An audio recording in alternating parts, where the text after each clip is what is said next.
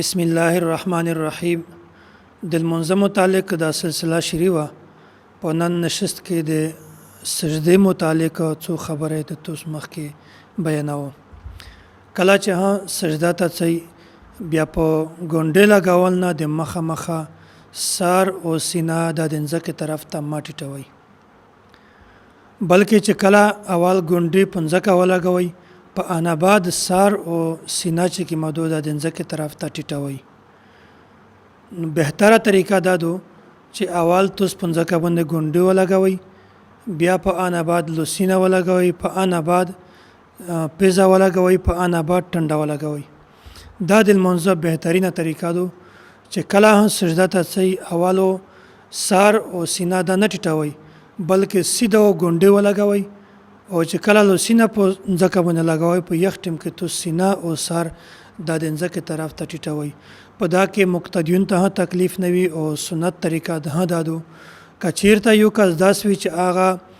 د ګونډې ټیټول سره د ګونډې لګول سره سار ټیټ کو سینه ټیټ کو په یوزي ټول آزاد جسم ولدا ټیټوي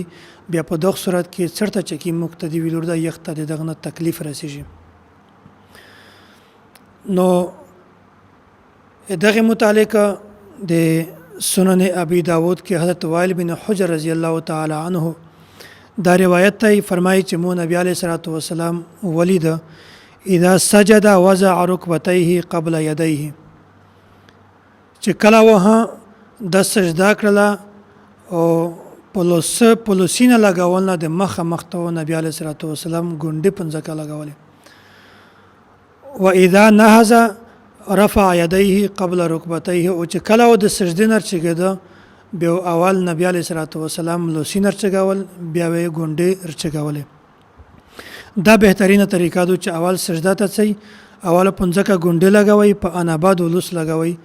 او چې کله د سجدې نه چګږي به اول لوس چګوي د ځکه نه په انا بعد ګونډه د ځکه نه چګوي او دومره خبره ده چې کله سجده ته ځي بیا په دغه وخت کې د لوس دا بالکل د مخ په سډینه باندې کښردي دا ترتیبونه کښردي چې دغه د دوه لوسپ میانس کې مخروشي او دا کاټه غوته چې کیمدو د دغه غوږی د دغه نرمه حصے سره برابر شي لکه څنګه چې مو مخکې هندر تویلی وی چې د لوسپ چګاول کې تکبیر تحریمه وخت کې چې کلمې لوسینه چګوي بیا په یو وخت کې دا کاټه غوته د میز دغه غوږی دغه نرمه حصے سره برابر وي او د غاسه چې کلمې سجده ته چې د سجدي په حالت کې د غوته دغه حصہ دغه غوږی دغه نرمه حصے سره برابر وي شرع معانی الاثر کې حضرت وائل بن حجر رضی الله تعالی عنہ دا روایت موجود دی فرمایي صلیت خلف رسول الله صلی الله علیه وسلم مو په نبی علیه الصلاه والسلام سره مینځ وکا کان اذا سجد وضع وجهه بین کفیه نبی علیه الصلاه والسلام د مخ د دوی سره لوسی په میانس کې شیاش دغه نه د معلومه شولا چې بالکل لوسینا د مخ سره کښول ضروری دي په مخته تیروي او ما بالکل د مخ نار چرته کوي ډیر زیات خلک په دا کې هو کوتای کو چې نه د کیزه ګونډي سره لوسینه ولګوي او ځنه بالکل لوسینه مخته ووسی او دغه سره چې کله د سجدي په حالت کې وای بیا تاسو د لوس خپل غوته چې کیمې دي دغه بالکل سیخ سوتي لوس غوته داس باندې کوي او د بالکل سیخ سوتي دغه لوسینه غوته چې کیمې دي دغه یو بل سرته کژوي نه او دغه خبره ډیر زیات خیال سوتي چې د سجدي په حالت کې د څنګهله د توز دغه پښتینه بالکل وریاوي داس نه وی چې توز څنګهله د پښتۍ سره لګولې وي او د غاس ګډه هم د ورانه سره لګولې بلکې ګډه وه دغه ورانه نه لری سوتي او دا سره څنګهله دغه پښتۍ نه ورا سوتي نو د انداده سجده کړه طریقه دو چې پاغه کو توس په دا ترتیبونه سجده کوي بلکې یو اسونه طریقه حضرت وشایه چې کله سړی ویلوړي د ویلوړي په حالت کې چې کیم اندام د انسان ځکه طرف ته نږدې وي بیا اول هغه اندام پنځکه باندې لګاوي اول چې میږي کسي د انسان ګونډې د ځکه ته نږدې دي نو چې کله سجده ته سي اول ګونډې پنځکه لګاوي بیا پانه بعد لوس دو پنځکه لګاوي بیا پانه بعد پیزا 2 لګوي بیا په نه بعد ټنډلو